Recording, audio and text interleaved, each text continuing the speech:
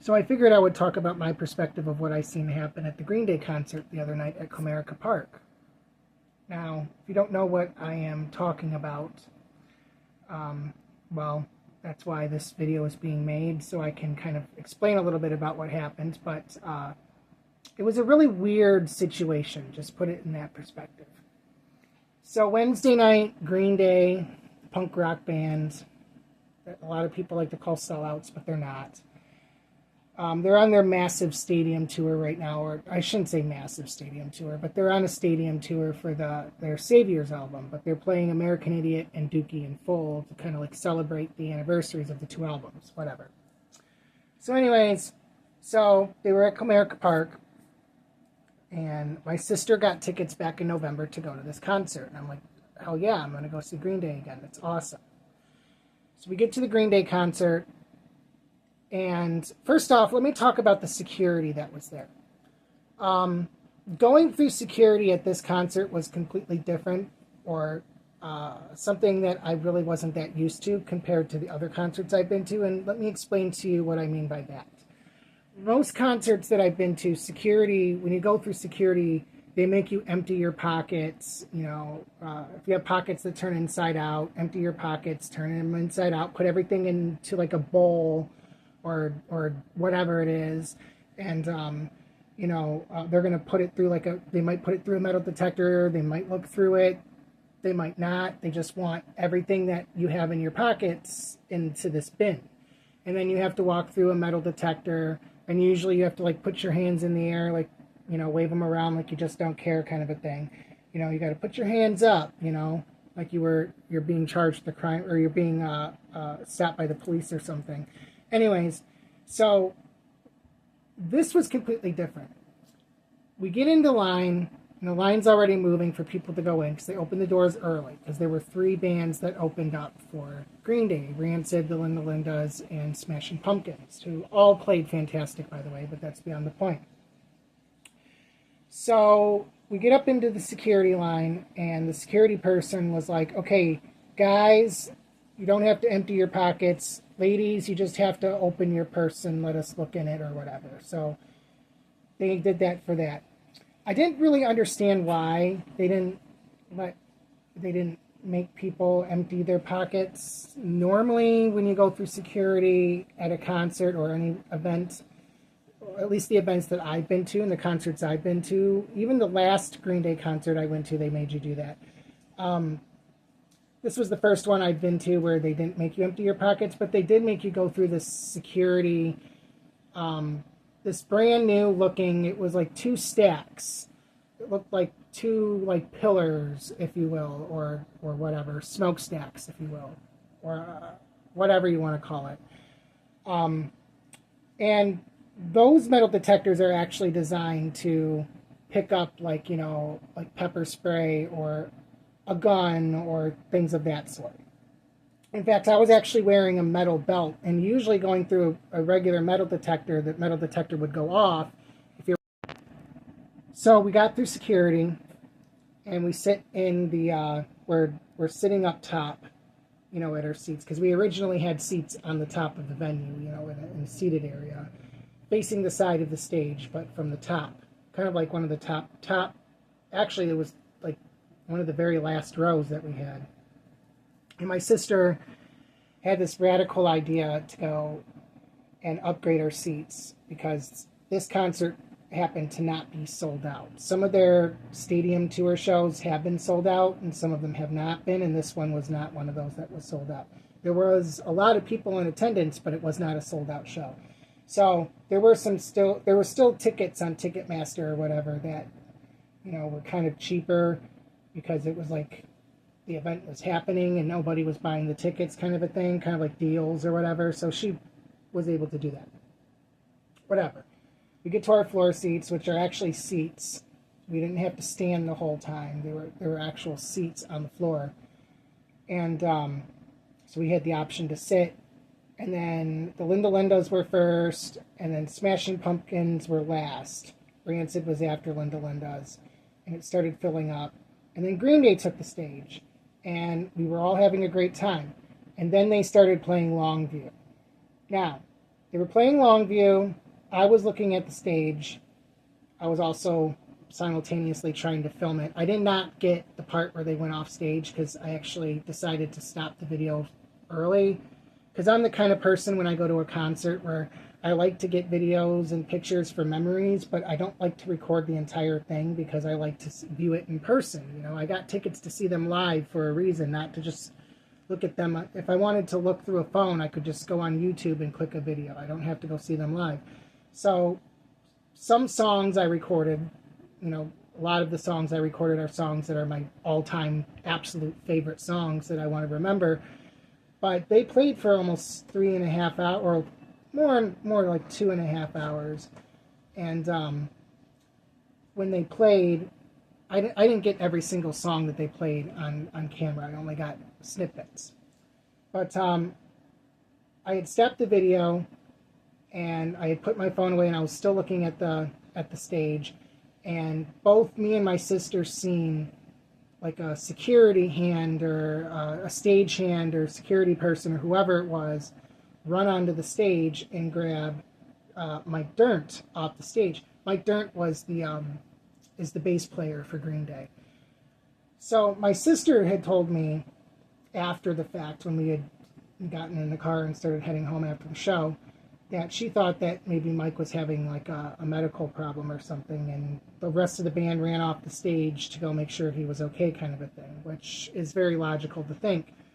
But what made it weird was they had ran off the stage, and as they were running off the stage, it went dark for a few seconds, and then there was this thing that lit up on the screen that said, show paused or something like that. Stay tuned for details or whatever. And that was the part that I kind of thought was a little strange. Nobody was running towards the exits. Now, if I would have looked back and started seeing a mass exodus, you know, happen, then I probably would have started freaking the fuck out myself. But no, everybody stayed where they were. The security that were there, like the sheriffs and stuff that were there, they weren't running around, they weren't, you know, panicking or anything. So I thought it was really weird that why would they stop the song mid performance and literally run off the stage if it wasn't anything that serious, unless it was like a medical problem or something of that sort. Whatever.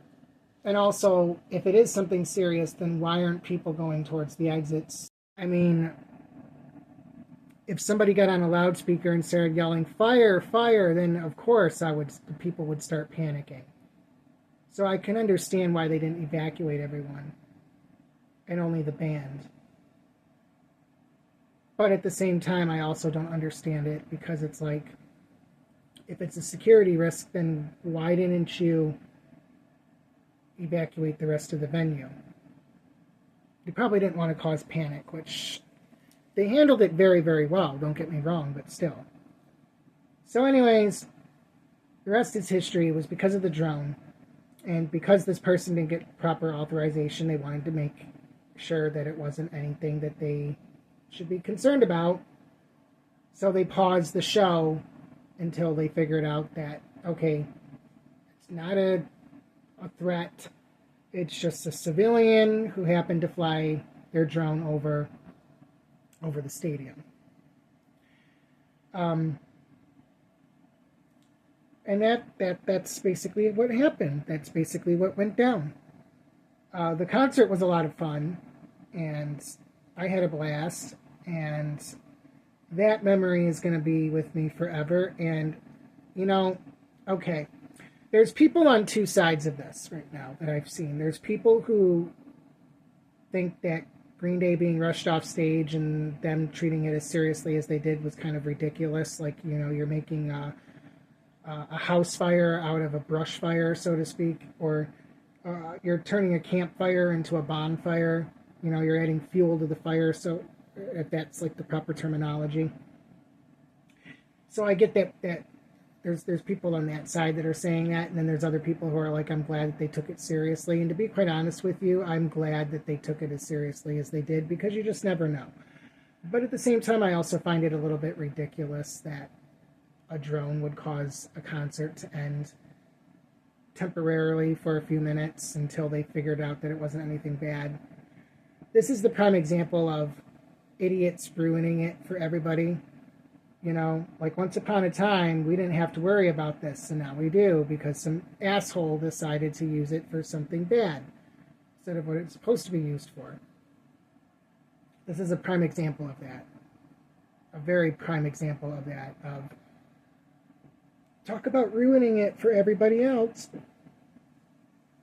Even though the show wasn't canceled and they still played their whole concert and they did a fantastic job still. Like, people are now scared if they see a drone flying in the air, which is kind of unfortunate if you think about it. Some person, I don't know, male or female, I really don't know, who was flying their drone over the stadium, and apparently that is not allowed during a big event, such as a concert, without any sort of proper approval or any sort of like pre-approval, I think from the FAA or whatever, whoever you got to get approval from to fly a drone. You have to make sure you have authorization before you fly a drone in certain areas and stuff, and stadiums are one of those when there's people in there. Now, if the stadium is empty, that's another story. But if the stadium is full or there's people inside of it, then you're not supposed to fly over it. So because of the concert going on and because this drone was just flying and hovering over, it was probably some fan who couldn't get tickets, who wanted to see their favorite band perform live, so they used their drone to get footage of the concert, which is completely harmless. But there was a security expert who was interviewed on Local 4 News, and he said that given the political climate and everything going on, and apparently the United States terror threat for terrorist attacks actually went up from what I heard. The threat level went up. And because in other countries people are using drones as warfare or weapons of mass destruction, I guess is the better terminology for that one, which is another video for another day, but you get the point. Of course, people want to be they want to take it seriously, and they want to play it better safe than sorry, so to speak. But what also gets me about that is, okay, they rushed the band off stage to protect them, but what about the rest of the people that were standing out in the venue? Like, if it was some sort of terrorist thing or whatever, then we're pretty much fucked, you know? Which I get, you know, evacuating the venue would cause more of a panic looking at it. And that's obviously probably the truth. But anyways, that's the short story about what took place at the Green Day concert. Let this be a lesson that if you have a drone, don't fly it when there's a concert going on in a stadium. Because apparently this person ended up getting arrested for this, from what I heard. And then there's also like a fine that you have to pay. Just be responsible. That's all I have to say. With rights comes responsibility. You want to fly your drone, go for it, but follow the rules.